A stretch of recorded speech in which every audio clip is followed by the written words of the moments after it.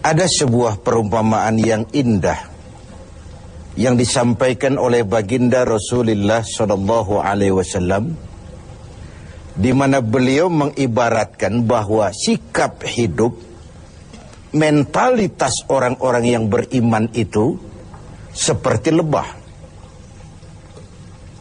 Sifat-sifat binatang biasanya kalau dinisbahkan kepada manusia sering berkonotasi negatif. Manusia bermental tikus, misalnya. Kenapa? Karena amalan tikus itu kan suka menggeragoti barang yang disimpan baik-baik. Uang negara disimpan baik-baik, digeragoti oleh tikus.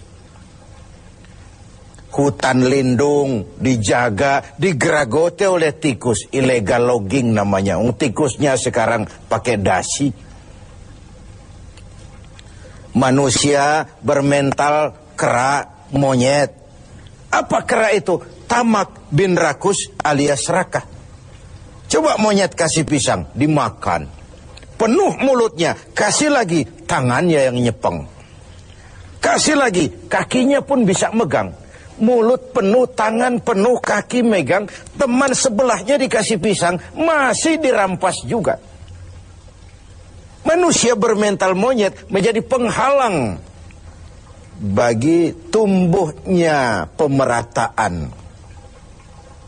Sehingga sering terjadilah gunung ditimbun, sumur digali. Gunung yang sudah tinggi itu ditimbun, sumur yang sudah dalam itu pun masih digali lagi. Jadi sifat binatang kalau dinisbahkan kepada manusia sering berkonotasi negatif. Tapi kali ini Rasul mengibaratkan mentalitas seorang mukmin seperti lebah, tawon. Apa sih lebah itu? Dan kenapa orang mukmin seperti itu? Mari kita kaji lebah ini. Yang pertama, lebah itu yang dihisap selalu saripati bunga. Belum pernah lebah makan yang lain. Belum pernah kita dengar ada lebah makan oncom, lebah makan tahu, lebah makan lempeyek. Belum pernah. Yang dihisap selalu saripati bunga. Ini potret. Orang beriman itu mentalitasnya selektif. Yang dimakan yang Allah ridha, yang diminum yang Allah ridha, yang dimakan yang Allah ridha. Selektif dia. Karena apa? Karena yang kita makan, yang kita minum akan masuk ke perut besar. Digiling oleh perut besar, melahirkan energi, menggerakkan sel-sel pembuluh saraf. Kalau itu dihasilkan dari makanan haram, kita akan cenderung berpikir yang haram juga. Gak ada maling mikirin majelis taklim. Yang dipikirin rumah siapa lagi nanti malam. Karena itu umat ini orang beriman selektif. Yang diminum yang Allah ridha, yang dimakan yang Allah ridha, yang dipakai pun yang Allah ridha. Itu mentalitas. Kita hidup di zaman di mana dunia makin mengglobal.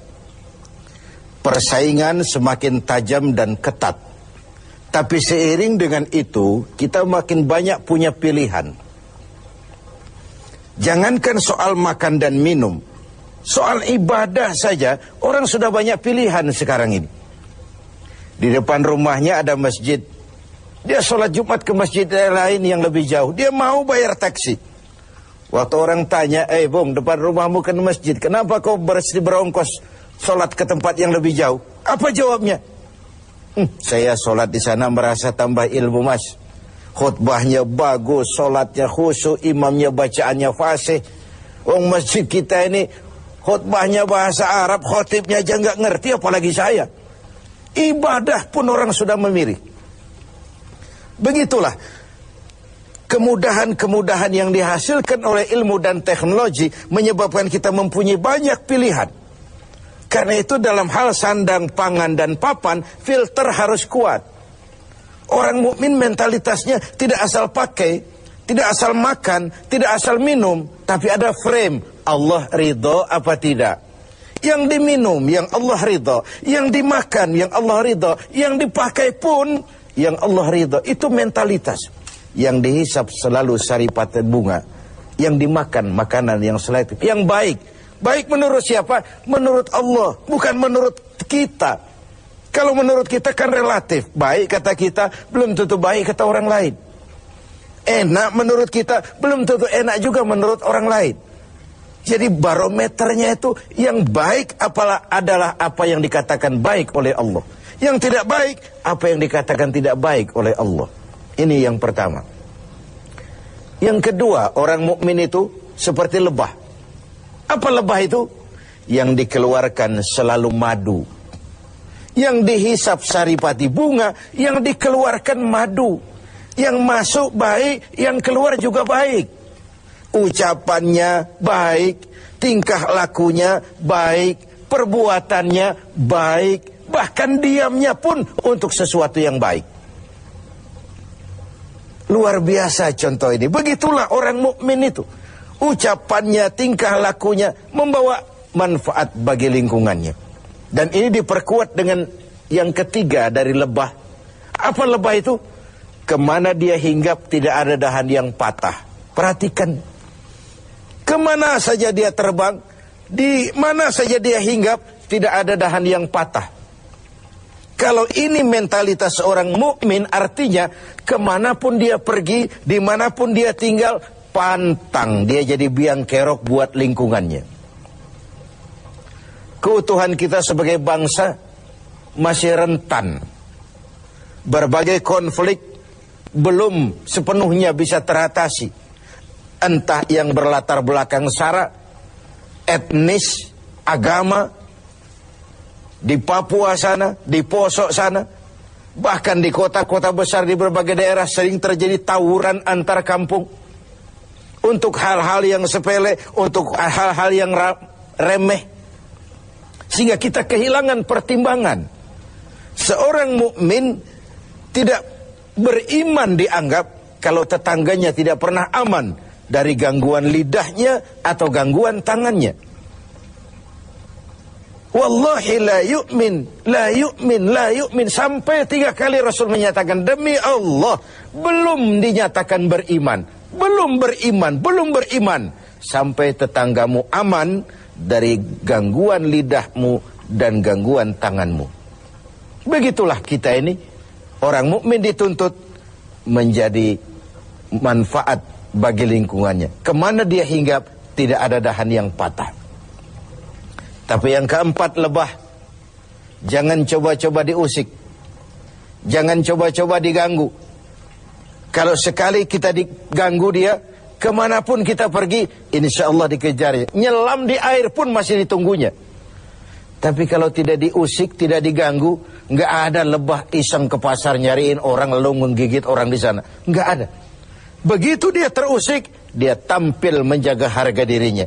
Dia tampil mempertahankan kehormatan dirinya. Inilah mentalitas mukmin. Dia tidak pernah buka front, gak pernah cari gara-gara, gak pernah cari musuh. Tapi bertemu musuh pun dia pantang lari. Pemirsa TV 7 yang berbahagia, kita sarikan dari 4 mentalitas ini. Pertama, orang mukmin adalah orang yang selektif. Karena kita tahu bahwa makanan dan minuman sangat mempengaruhi bukan saja pertumbuhan biologis kita, tapi juga pertumbuhan daya pikir kita.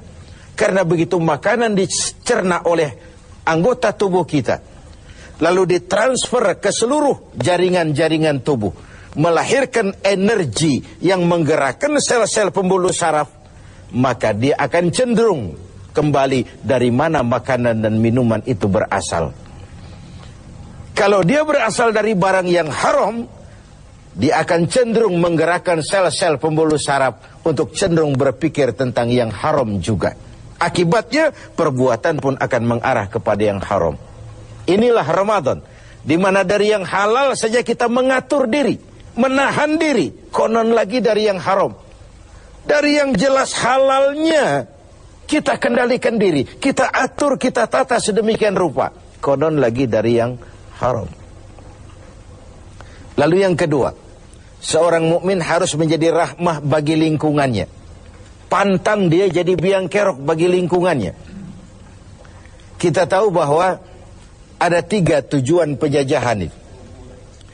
Pertama, ekspansi kekuasaan. Yang kedua, dominasi ekonomi. Dan yang ketiga, penetrasi kebudayaan. Dari yang pertama, kita sudah jelas bangsa yang merdeka. Tidak ada lagi kekuasaan asing yang mengatur kita, apalagi bercokol di tanah air tercinta ini. Tapi dari 2 yang terakhir, dominasi ekonomi dan penetrasi kebudayaan, kita harus masih berjuang keras untuk merdeka. Secara ekonomi, kita masih bergantung kepada bantuan asing. Lalu bermanis-manis kita anggaplah itu sebagai pelengkap. Tapi akhirnya jadi penentu. Jadi beban yang memberatkan. Bukan saja kita, tapi anak cucu kita di belakang kemudian hari nanti. Dari segi penetrasi kebudayaan, yang nampak saja food, fan, fashion, anak-anak kita habis dijajan. Food, makanan. Anak-anak kita tidak bangga lagi dengan produk bangsa kita sendiri. Food, belum lagi fashion. Disinilah kita harus punya filter yang kuat dalam dunia yang makin mengglobal, di mana kita berhadapan dengan sekian banyak pilihan. Bukankah kita ingat riwayat Nabi Nuh mengantisipasi banjir? Beliau oleh Allah diperintahkan membuat kapal. Seperti itulah kita sekarang ini. Mungkin sebagian kita menghadapi banjir lumpur di Sidoarjo sana. Tapi yang tidak, kita tetap menghadapi fase-fase banjir itu. Entah banjir maksiat dan munkarat, entah banjirnya peradaban dan kebudayaan yang menghancurkan moral anak-anak kita. Menghadapi banjir seperti itu, bersikaplah seperti Nabi Nuh terhadap umatnya dan Nabi Nuh terhadap putranya sendiri. Apa yang terjadi? Kan'an putra Nabi Nuh tidak ikut naik ke kapal, tapi kumpul di darat bersama orang-orang kafir. Sebagai orang yang punya tanggung jawab, Nabi Nuh memanggil putranya untuk ikut naik ke kapal, jangan sampai hanyut ditelan banjir. Begitulah kita harus menyelamatkan anak-anak kita, naik kapal iman, naik kapal kebersamaan, naik kapal keselamatan, agar tidak dihantam oleh banjir. Pemirsa, semoga mentalitas ini ada pada diri kita.